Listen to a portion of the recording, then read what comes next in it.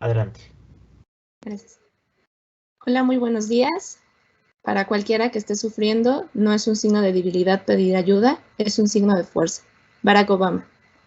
A nombre de PRIVEN y las instituciones colaboradoras, me complace presentar a la doctora María Emilia Lucio y Gómez Maqueo, quien realizó sus estudios de licenciatura, maestría y doctorado por la UNAM, con una especialización en psicoanálisis por el Instituto Mexicano de Psicoanálisis. Ha dirigido importantes proyectos de investigación en la línea de niñez y adolescencia, como son el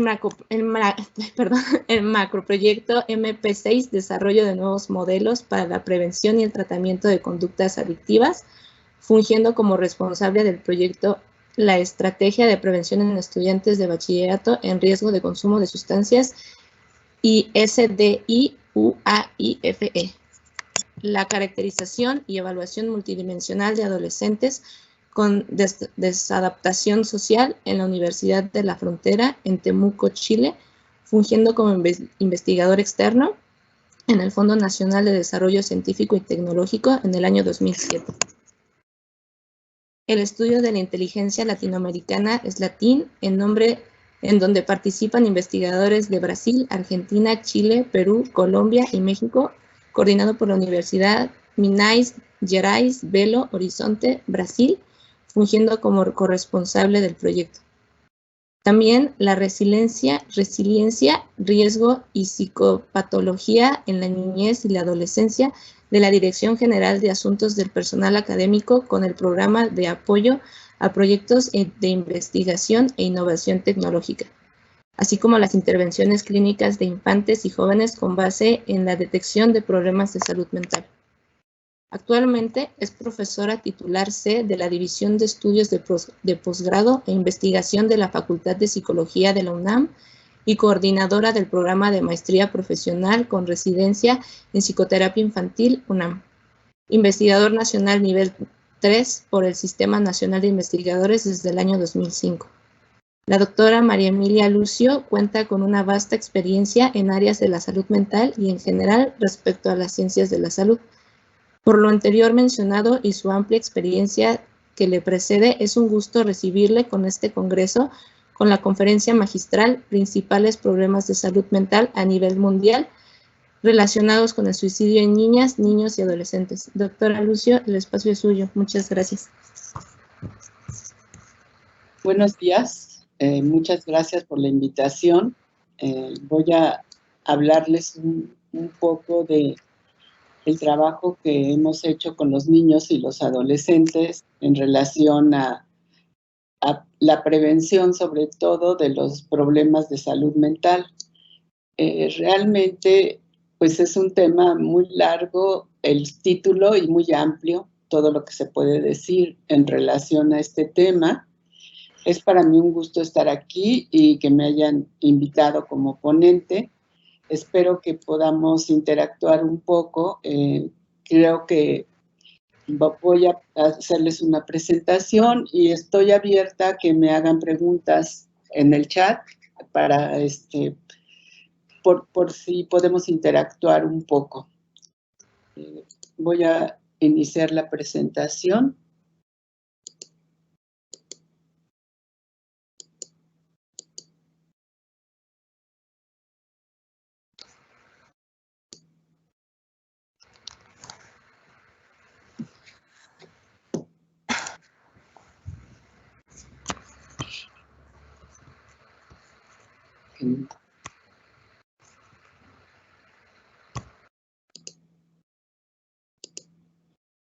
Como no había usado esta aplicación, a ver, me estoy poniendo.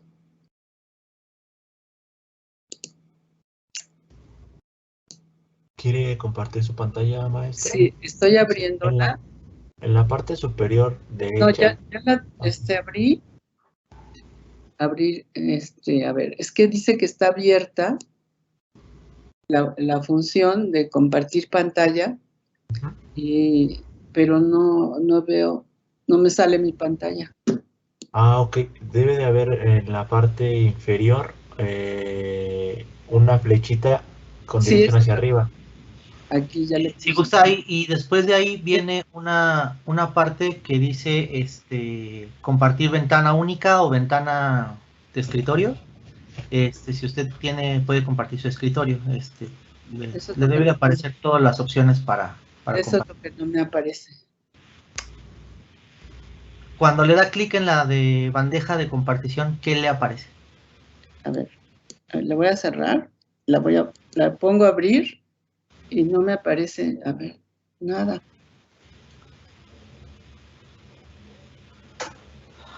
Mostrar, ir a pantalla completa. No, eso es otra cosa. A ver. Abrir. Es un icono que tiene una flecha hacia arriba. Sí, eso es lo que ya abrí, pero no me deja abrir la presentación. A ver. Abrir bandeja de uso compartido. Y ya no me aparece nada más. A ver, permítame tantito. Les mando la presentación, pero de todos, ¿cómo le hacemos? Sí puede, en el chat le pongo mi correo para que lo pueda enviar. ¿O lo pongo en el chat? La presentación, yo en el chat le estoy poniendo mi correo, por favor. ¿Pero puedo poner la presentación en el chat o no? No, es puro texto.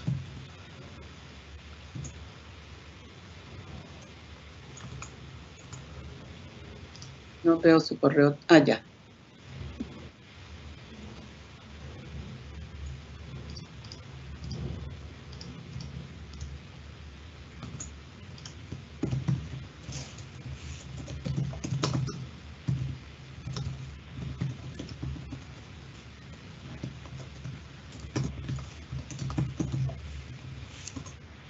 Ya lo estoy abriendo, su correo.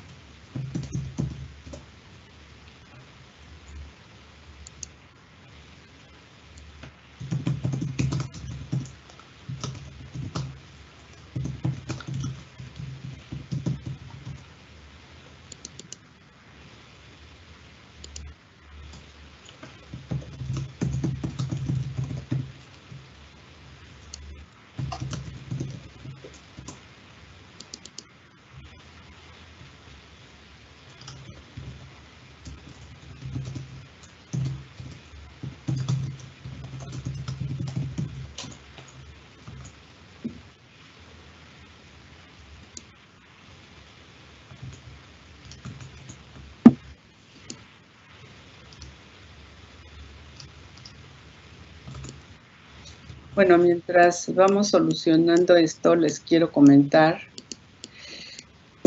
que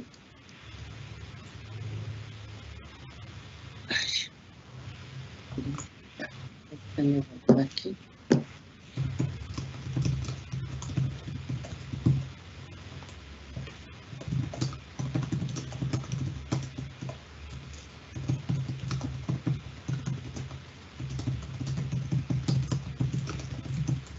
¿Ya le llegó? Aún no, doctor. Lo acabo de mandar. Ok, Pero, demos un momento. Pero si gusta puede dar una introducción y ya sí, yo veo. bueno, yo aquí en esta ponencia o en esta conversación les quiero hablar de los principales problemas o problemáticas, yo les llamaría más que problemas de salud mental, las problemáticas que se van presentando en la actualidad en los niños y adolescentes mexicanos, que muchos de ellos son compartidos con los niños y adolescentes de otros lugares. No son problemáticas que se presentan solo en México. Pero también les quiero comentar sobre qué podemos hacer para prevenir estos problemas y qué podemos hacer para evaluar si realmente se está dando un problema en esta población o no. Entonces, creo que bueno, vamos a hablar de esos temas, ¿no?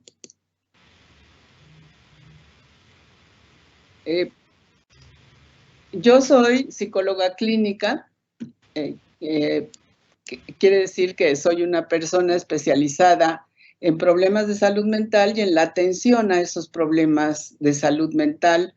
En un principio yo trabajaba básicamente con niños, con niños o con adultos, pero en una forma, digamos, de uno a uno. Al ir avanzando en la atención a los problemas, surgen otros modelos que no son individuales, ¿no? Como el trabajar en programas de prevención. ¿Qué pasa con los problemas infantiles? Creo que ya se va a abrir.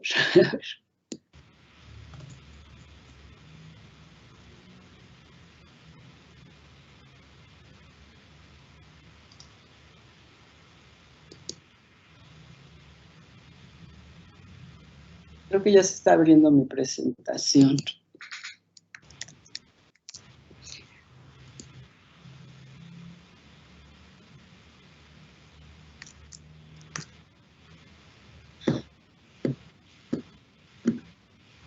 Sí, no, porque no me ha llegado la presentación. Pero creo que ya se está abriendo.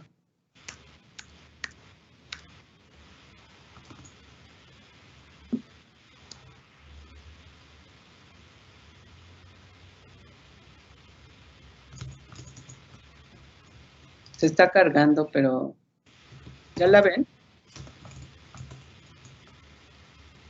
Aún no, pero o sea, ¿usted ya pudo ver el botón? ¿Ya la ven ustedes o no? Todavía no. Le pregunto, ¿usted ya pudo ver el botón? Sí, el botón lo he visto todo el tiempo. ¿Y de ahí ya le apareció la pantalla? No me aparece la pantalla. Eso es lo que se me hace un poco raro. A ver.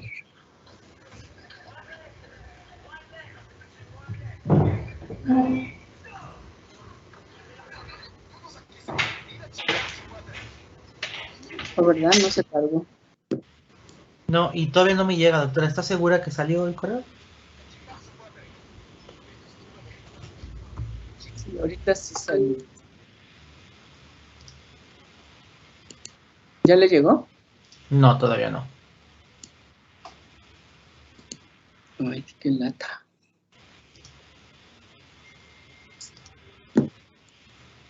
Es que mire, abro y no. Me acaba de llegar, doctor. Bueno, entonces ya. ¿Yo la puedo ver también? Sí, usted también la va a ver.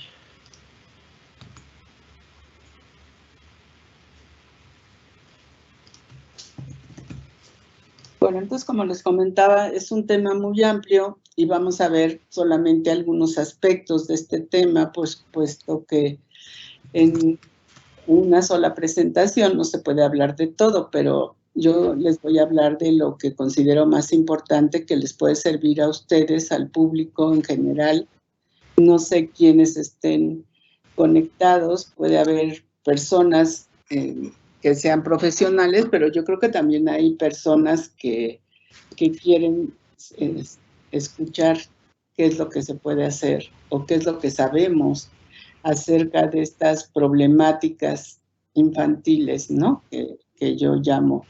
No me gusta hablar de diagnóstico, pero sí es necesario evaluar qué es lo que está pasando con esta población, niños y adolescentes, ¿no?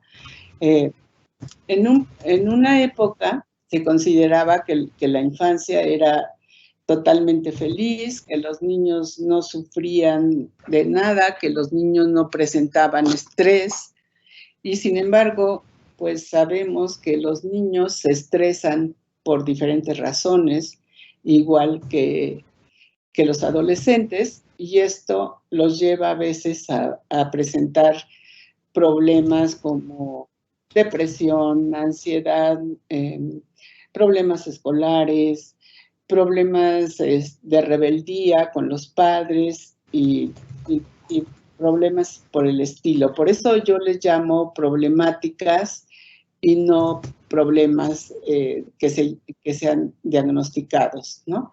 Y cuando hablamos de problemáticas, creo que nos da más la idea de que podemos intervenir. No necesitamos siempre que sea alguien profesional quien atienda esta situación. Entonces, yo soy la doctora Emilia Lucio, como ya les dijeron, soy maestra en la Facultad de Psicología desde hace algún buen tiempo. La que sigue, por favor. Este es el título de mi ponencia. Y es lo que les estaba comentando. Ahora reconocemos que si no se da un desarrollo adecuado en la edad infantil, esto va a repercutir en la edad adulta. Para México es muy importante atender los niños y los adolescentes, puesto que la tercera parte de nuestra población es de menos de 18 años. Y cuando hablamos de prevención, ¿a qué nos referimos con prevención? Que no hay que esperar a que se den los problemas para intervenir. Como ya sabemos cuáles son algunas de las causas y los factores de riesgo para que se presente algún problema, podemos ayudar a prevenirlos. Y esto debe empezar desde la niñez, ¿no? En cuanto al suicidio y a los adolescentes, la OMS, que es la Organización Mundial de la Salud, como ustedes saben, los adolescentes son unos de las poblaciones que están más en riesgo. Y el suicidio es la tercera causa de muerte más frecuente en adolescentes en todo el mundo. En México, el número de suicidios adolescentes ha aumentado. Creo que hay un mito de que México es uno de los países que tiene más suicidios adolescentes. Eso no es cierto. Lo que sí tenemos es un mayor porcentaje de suicidios de lo que había antes. Es decir, el problema está aumentando, mientras que en otros países ya se ha disminuido esto. Pero es un problema mundial, lo del suicidio en los adolescentes. Yo considero que no solo es un problema, sino es una tristeza, porque realmente un adolescente tiene toda la vida o mucha vida por delante, ¿no? Entonces es muy triste que se suiciden y terminen con su vida. La que sigue, si pueden. Por esto que estamos diciendo, se considera que el suicidio es un problema de salud pública y un fenómeno social, porque no es nada más lo que pasa internamente con el adolescente. El suicidio tiene que ver con el contexto. Y fue a partir de 1960 que se pueden observar un aumento en el grupo de infantes y escolares. Yo creo que es difícil hablar de suicidio en niños, por lo que yo no les voy a hablar aquí de suicidio en niños. Les voy a hablar un poco de suicidio en adolescentes, pero más que nada de los otros problemas que presentan los niños y a qué se deben estas problemáticas. Cuando hablamos de suicidio, es importante también hablar de otros aspectos relacionados con el suicidio, como son la ideación suicida, los planes suicidas, los gestos, las autolesiones y los intentos de suicidio, que sin duda constituyen factores de riesgo. Factores de riesgo es lo que propicia que se presente una problemática. La que sigue, por favor. ¿Cómo evaluamos estas problemáticas infantiles? Infantil, de acuerdo a la OMS y a las definiciones que se usan en México, se refiere desde los niños hasta los 18 años, ¿no? ¿Qué tenemos que hacer? Pues, en primer lugar, nuestro enfoque debe ser no solamente psicológico, sino interdisciplinario. Y algo que creo que es muy importante es estudiar los problemas de los niños y los adolescentes en relación con los cambios típicos que ocurren en la vida. Es decir, en los cambios que se van dando típicamente en cuanto al desarrollo de los niños y de los adolescentes. ¿Por qué? Porque hay una continuidad esencial en el funcionamiento normal y las problemáticas de niños y adolescentes. ¿Qué quiere decir esto?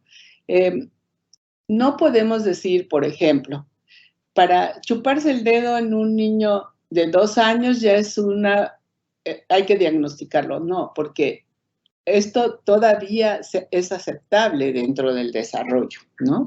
Entonces, nuestro parámetro tiene que ser el desarrollo normal y tanto el desarrollo normal como las problemáticas, hay una continuidad. Por eso no me gusta tanto hablar de diagnóstico, sino de evaluación.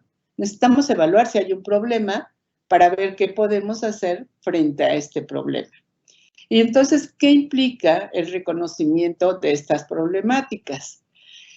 Tenemos que reconocer que hay vulnerabilidades biológicas y que hay que ver cuál es el equilibrio entre las habilidades de afrontamiento, es decir, cómo nos las arreglamos cuando se nos presenta un problema o una vulnerabilidad y cuál es el nivel de estrés en cada historia de vida del individuo, ¿no?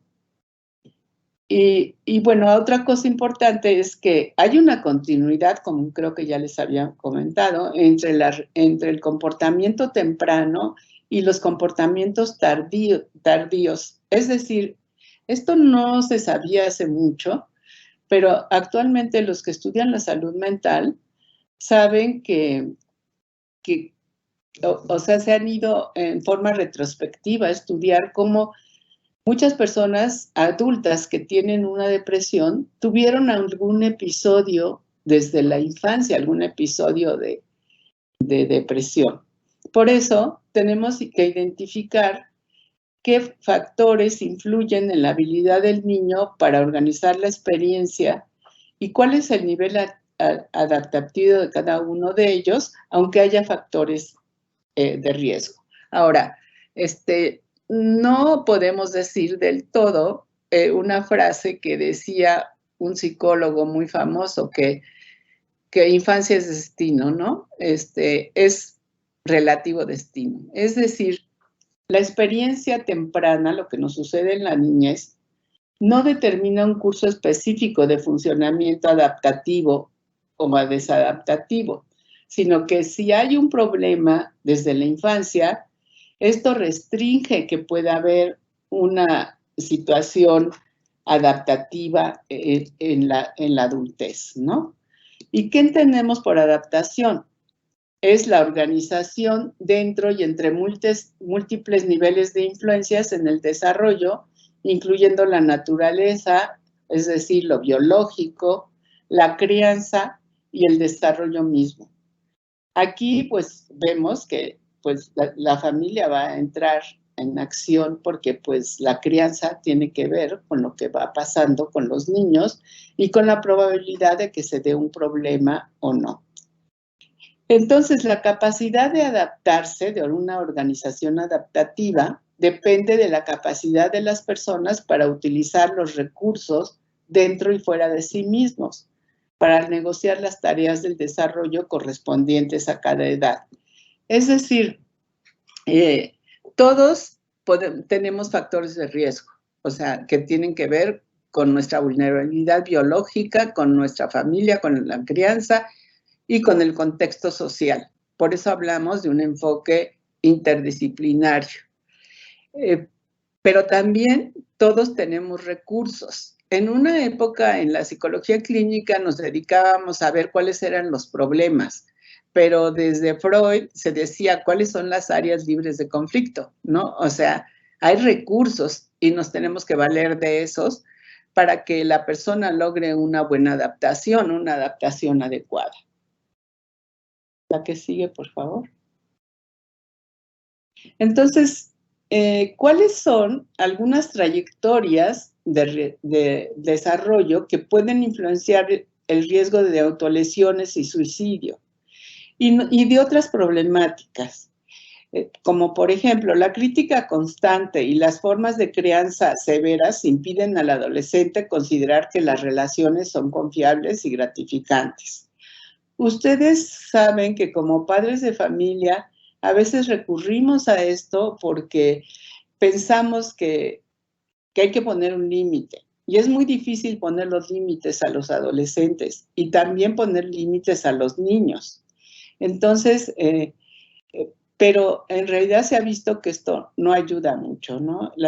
Sobre todo si es constante. Hay que criticar o hay que poner límites cuando es necesario, pero no todo el tiempo. ¿Por qué lo hacen los padres a veces? Y no es, yo lo estoy diciendo porque no hay que culpar a los padres. Lo hacen porque están ansiosos, porque el niño se desarrolle bien, porque el adolescente se desarrolle bien. Y además esta crítica constante y las formas de crianza demasiado severas propician la ausencia de opiniones complementarias acerca de su valor como persona. Un aspecto muy importante para que nos podamos enfrentar a las situaciones difíciles es la autoestima. Entonces, no se va a formar una autoestima adecuada si le estamos diciendo todo el tiempo que las cosas las está haciendo mal y lo estamos criticando, ¿no? Creo que eso es muy importante. Entonces, esto es en relación a los adolescentes. ¿Qué debemos hacer para ubicar bien las problemáticas?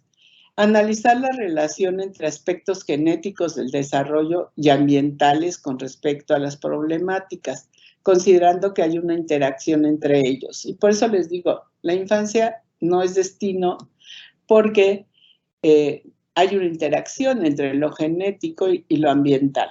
Y lo ambiental puede ayudar a fortalecer la autoestima y los recursos psicológicos, aunque haya vulnerabilidad.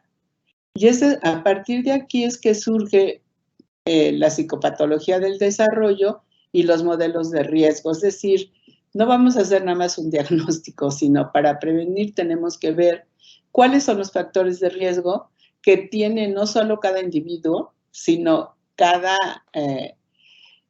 contexto social. No quiero hablar mucho de COVID porque el COVID, todo el mundo habla de COVID, pero sí es un factor de riesgo. Sabemos que los niños no han podido socializar lo suficiente, que no han podido aprender lo suficiente y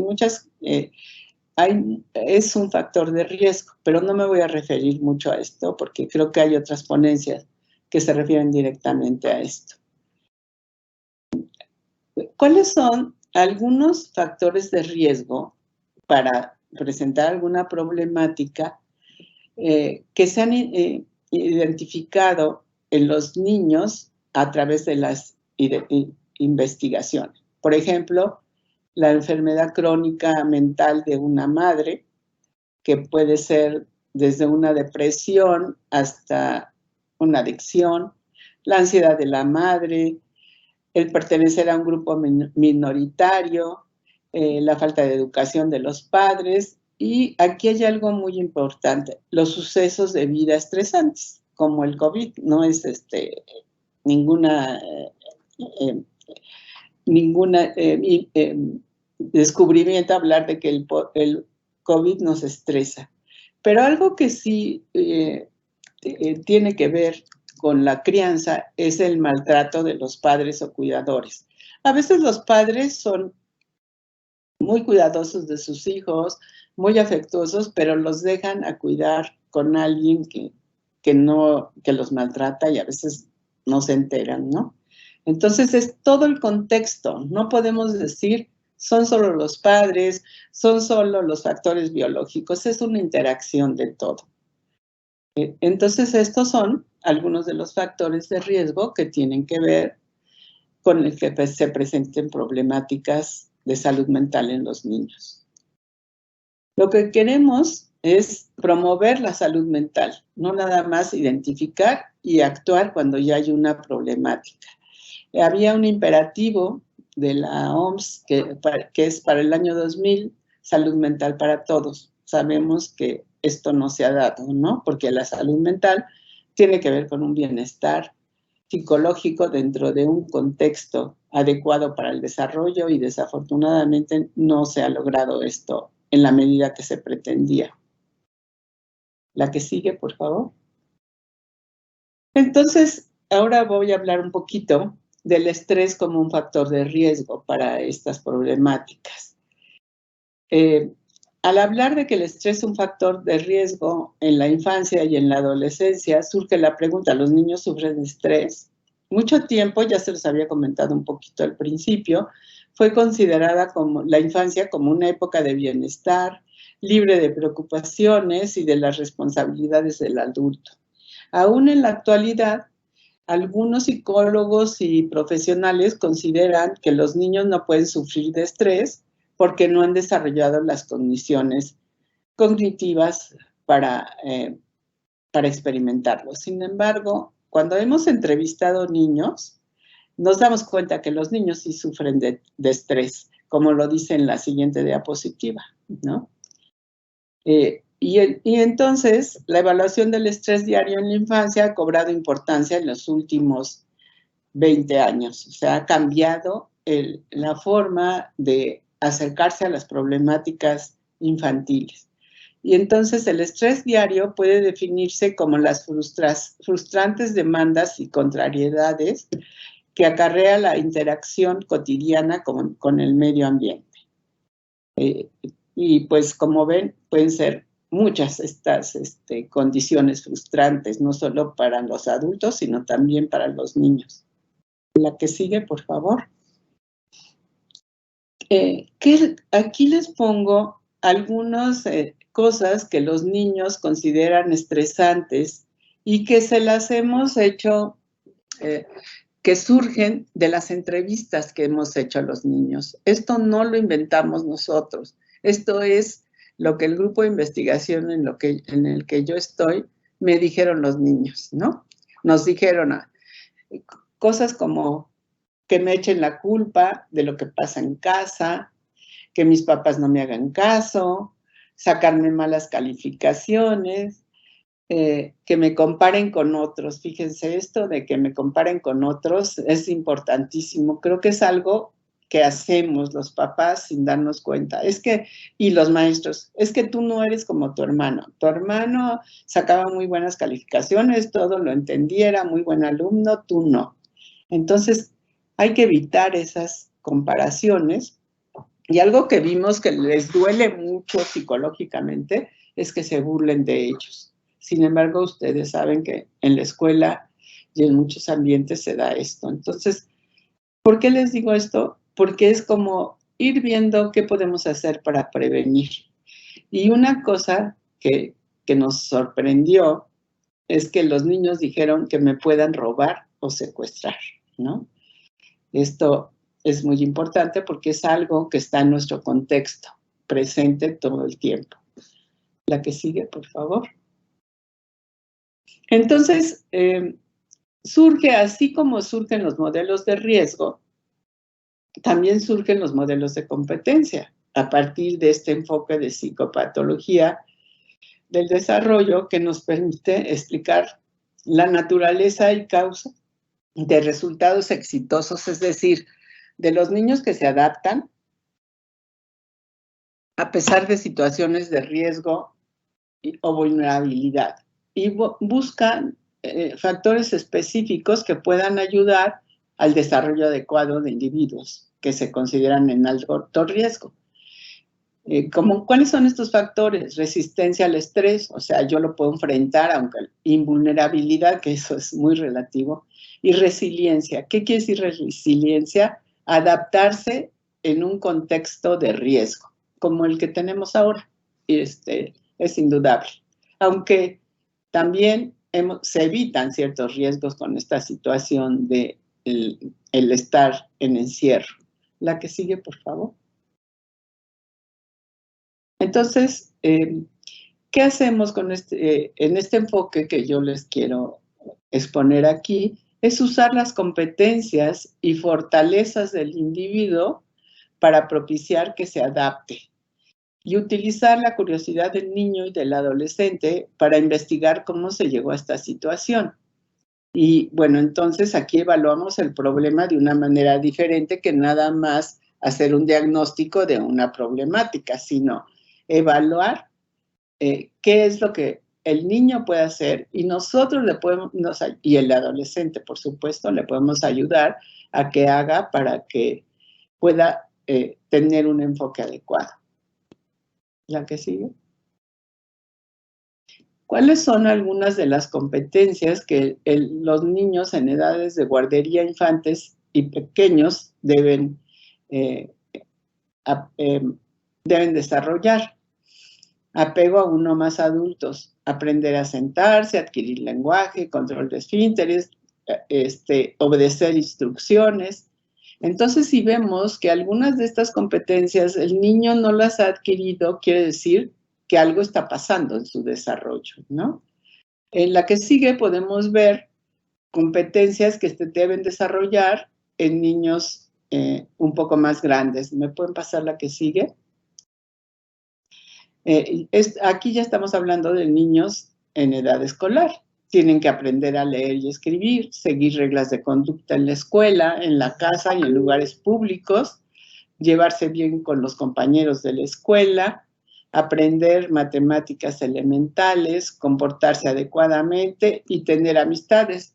Claro que todo esto en este momento no está tan fácil, pero hay formas diferentes que no teníamos hace años en que podemos hacer esto. Por ejemplo, el Zoom o la videollamada no es lo mismo que estar presente, pero podemos evitar estar aislados y ayudar a los niños a que puedan hacer estas cosas y nosotros también, ¿no? Ahora, yo voy a decir algo que a lo mejor no me corresponde, pero que me parece importante. No hay que angustiarse tanto por lo que no están aprendiendo los niños, porque los niños son muy flexibles y una vez que regresen a la escuela van a poder llenar esas lagunas si lo hacemos en forma adecuada. Como ustedes habrán visto mi imagen, yo no soy una persona muy joven. Cuando yo iba a la escuela primaria aprendí bien 4 cosas. Aprendí a leer muy bien y eso me permite comprender muchos textos. Aprendí a escribir sin faltas de ortografía y aprendí más o menos a redactar. Aprendí matemáticas elementales, sumar, restar, dividir, medio, raíz cuadrada, porque no la usamos tanto, pero bueno. Entonces, eso creo que a muchos de nosotros nos permitió adaptarnos muy bien. Entonces, ahora queremos que los niños aprendan mucho más cosas. Pues sí, tienen herramientas a la mano que nosotros no teníamos, ¿no? Pero las van a desarrollar cuando regresen a la escuela y esto tiene que ser paulatino y no desesperarlos. La que sigue, por favor. Bueno, ¿qué pasa con los adolescentes? La adolescencia es una etapa de desarrollo caracterizada por un montón de cambios físicos, psicosociales y cognitivos. Y por eso como hay tantos cambios, es uno de los grupos de edad más vulnerable en cuanto a involucramiento de conductas de riesgo. ¿Cuáles son esas conductas de riesgo que pueden presentar los adolescentes y que están relacionadas con el desarrollo de su identidad en esta etapa? Pues beber alcohol, emborracharse, y eso puede hacerlos adictos, pero no el que se emborracha una vez quiere decir que ya es un alcohólico. Y a veces los papás nos angustiamos tanto porque pensamos que ya es un alcohólico. O porque pruebe una droga, no estoy promoviendo que la pruebe, pero porque no es lo mismo experimentar que ser adicto. Entonces, pues sí son riesgos. También, ¿cuál es el otro riesgo? Aprenden a manejar y a ir solos si se exponen a situaciones complicadas. La que sigue, por favor. Entonces, todo esto convierte al adolescente en una persona que está en riesgo de suicidio. ¿Y cuál es uno de los problemas? Que el adolescente puede ver el suicidio como la solución a sus problemas existenciales. La mayoría de la gente que se suicida, incluyendo a los adolescentes, no quiere morir. Lo que quiere es cambiar. Una situación que le parece intolerable y dejar de sentir lo que le afecta. Es una reacción ante la impotencia para cambiar una situación o un hecho insoportable. Y entonces aparece un sentimiento de omnipotencia infantil. Yo me voy a suicidar y voy a ver cómo a mis papás les va a hacer sufrir y mis amigos van a pensar que por qué me hicieron esto y lo otro, ¿no? Entonces, ahí vemos que se puede prevenir, porque el adolescente va a hablar de esto antes, nos va a dar signos de alerta. La que sigue, por favor, aquí nos podemos ver. ¿Cuáles son algunos signos de alerta de suicidio? Cambios en el estado de ánimo, o duerme mucho o no duerme, consumir drogas, regalar sus cosas, estar hablando mucho de suicidio o muerte, una preocupación por la muerte. Entonces, antes de que el adolescente llegue a esta conducta, nos va a dar algunos de estos signos que nosotros podemos ubicar y que podemos hablar con ellos. Y si no podemos, como padres, hablar con ellos cuando empiezan a surgir estas cosas, pues hay que buscar la ayuda profesional, ahí sí, ¿no? Para prevenir. La que sigue, por favor. Entonces, aquí ven algunos factores de riesgo y protección en relación al suicidio, como son intentos previos, factores familiares, consumo de sustancias, pero hay factores de protección, como el tener redes de apoyo, una buena regulación emocional y manejo del estrés, acceso a salud y educación, percepción adecuada de sí mismo, que digo que tiene que ver con la autoestima, y el estilo de vida saludable. Entonces, a lo mejor podemos aquí centrarnos en tratar de propiciar esto. Las redes de apoyo son importantísimas y ellos a lo mejor en este lapso de vida no se apoyan tanto en los padres, pero sí necesitan de los padres. La que sigue, creo que ya nos falta poco. Por esto que les estoy mencionando, el papel de la familia y la escuela es muy importante en la prevención de problemas emocionales y promoción del bienestar en los jóvenes. A los maestros no les toca ser psicólogos, pero sí les toca, si pueden detectar algunos signos de alerta, hablar con los padres y decirles que el joven necesita ayuda. Y las escuelas sí pueden promover el bienestar de los jóvenes, igual que los padres, ¿no? Más bien promover el bienestar emocional, que no quiere decir no poner límites, ¿no? Sí hay que poner límites, pero decía un psicólogo, poner límites con cariño no es lo mismo que con regaños y burlas o represión. La que sigue. La que sigue o ya se acabaron. No. Entonces, aquí es muy importante lo de resiliencia. Estamos en un ambiente de riesgo que nos ha dado la pandemia y otras muchas cosas que suceden en nuestro país y en el mundo. Sin embargo,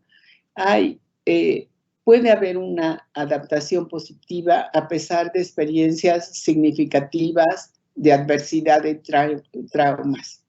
Es decir, es como una esperanza, ¿no? que todos debemos de tener. Podemos adaptarnos aún en situaciones de adversidad. Y eso se ha observado en los niños. Hay muchos estudios que hablan de esto y creo que tenemos que tenerlo presente al tratar con los niños y los adolescentes. No se mide directamente, pero sí se infiere, dado que es un proceso y no tendría tanto caso crear una escala de resiliencia, sino saber que nos podemos adaptar aún en situaciones difíciles, como lo hemos visto en algunos niños, adolescentes y adultos en esta situación tan complicada que vivimos, porque no es solo el COVID, estamos en un contexto de violencia desde hace años en nuestro país. Y sin embargo hay muchas cosas buenas, positivas. Lo que sigue. ¿Qué incluyen los programas de prevención?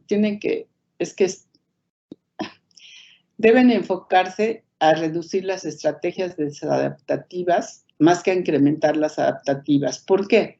porque cuando se reduce lo desadaptativo, automáticamente, podríamos decir, entre comillas, se incrementan las adaptativas.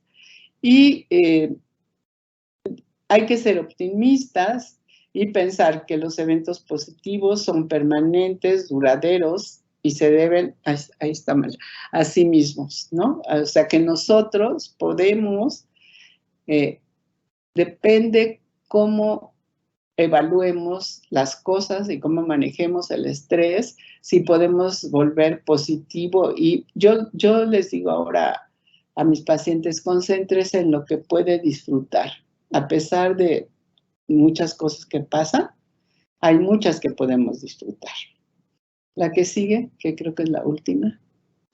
Entonces, la intervención que hagamos, en la que hemos estado haciendo, no les puedo platicar mucho de esto, no la hacemos solamente con base en los niveles de riesgo, sino también en el conocimiento del contexto de los niños y adolescentes, como de otras variables asociadas, como la situación de los padres, etc. Ahorita hay muchos niños, desgraciadamente, que han perdido a sus padres, ¿no? A lo mejor no tantos, pero aunque fuera uno, es una situación de preocuparse. Bueno, esto es básicamente lo que yo les quería decir.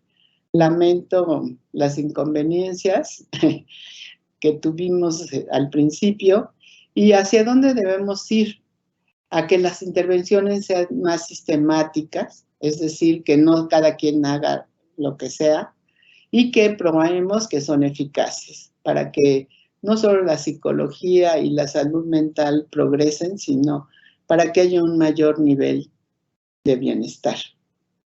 Y bueno, aquí al final tienen algunas referencias, si a alguien le interesa, de algunas cosas que nosotros hemos publicado en el grupo en el que yo trabajo y de algunos otros autores. Bueno, yo creo que con eso termino. Creo que no hay preguntas. Laura, no sé si tú ves alguna pregunta.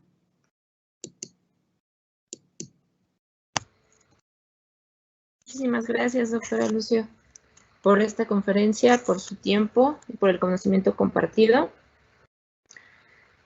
Sin duda es muy interesante todo lo que nos menciona con las problemáticas, los factores de riesgo y el reconocimiento de estos que se presentan en el espectro suicida.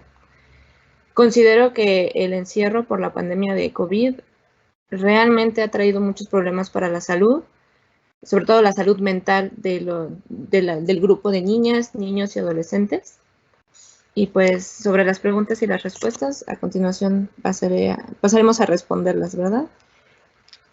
Nos preguntan, buen día doctora, ¿los factores de protección frente a la pandemia han cambiado?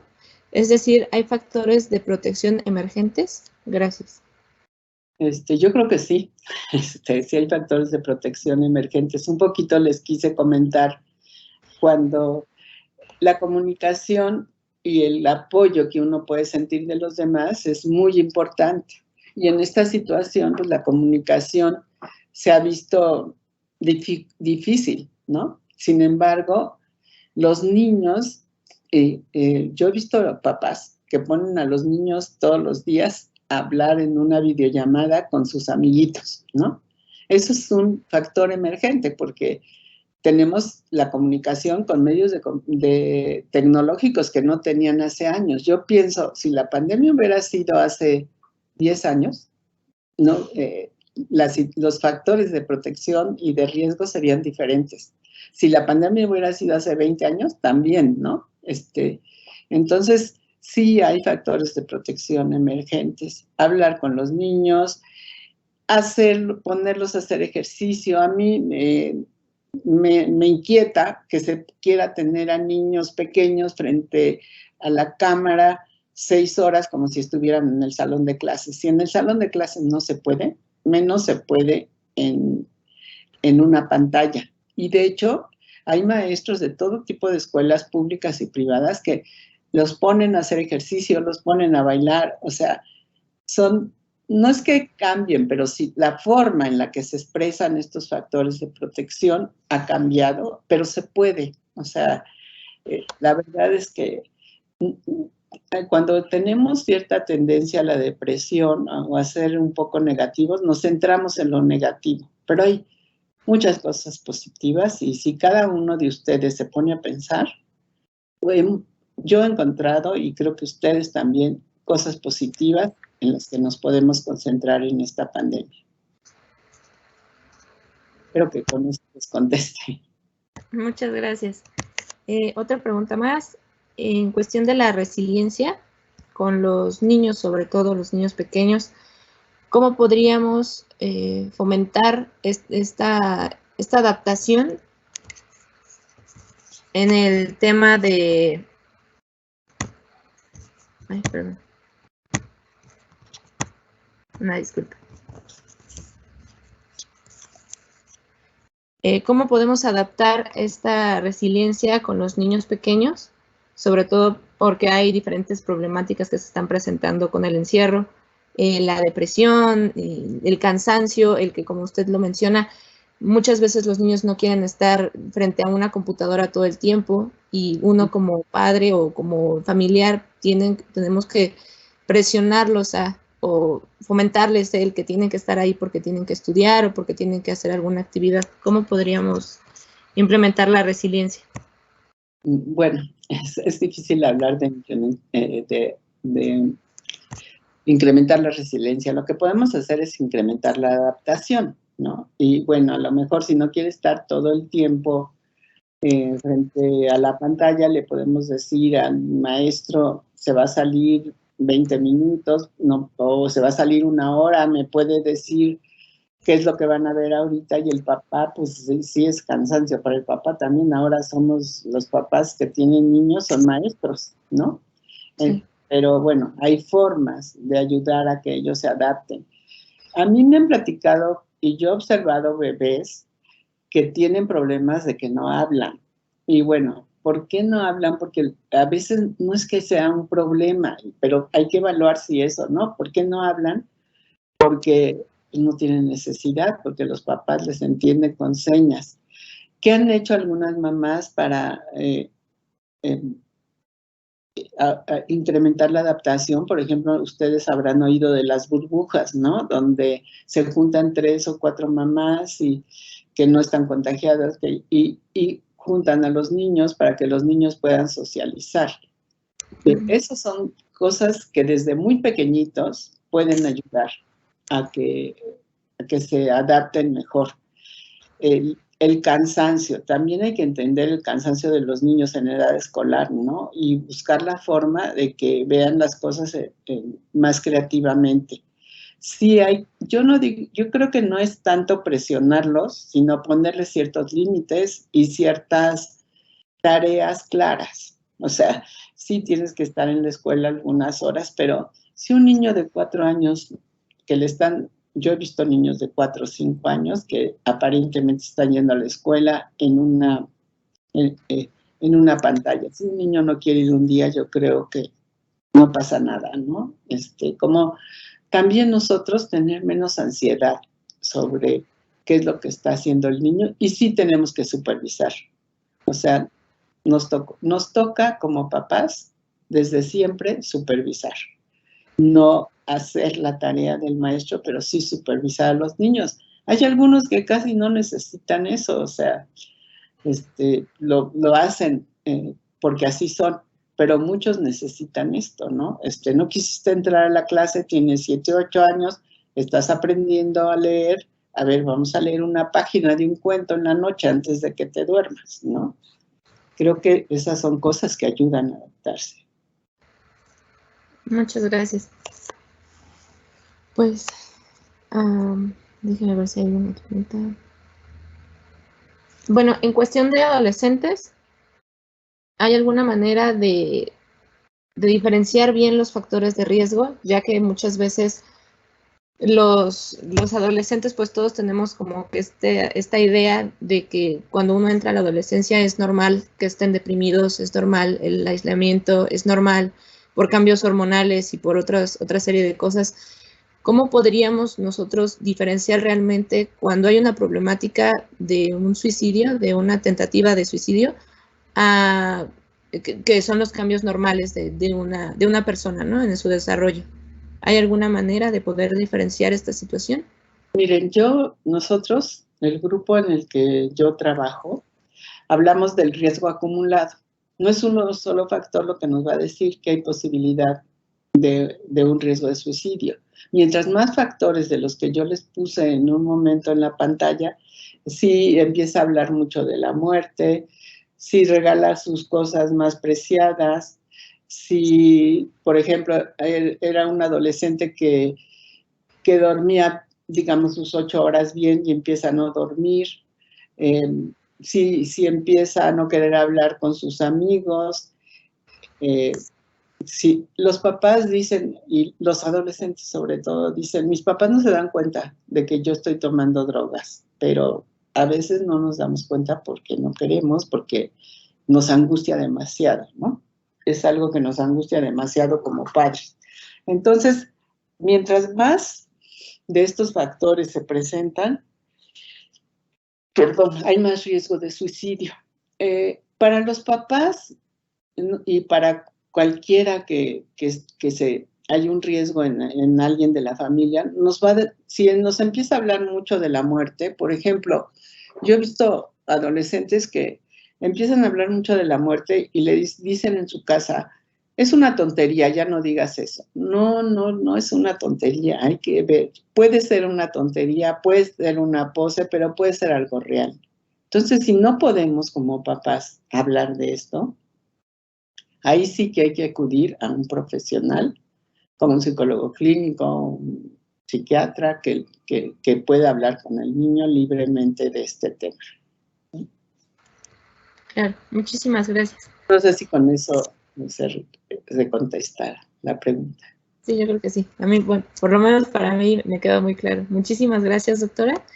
Pues bueno, con esto cerramos el tiempo de preguntas y respuestas. Y a continuación haremos la entrega virtual de su constancia como símbolo de reconocimiento y gratitud a su participación. Bueno, muchas gracias. Ven cómo sí se pueden hacer cosas virtuales que ayudan a cerrar. Por ejemplo, ahorita están aquí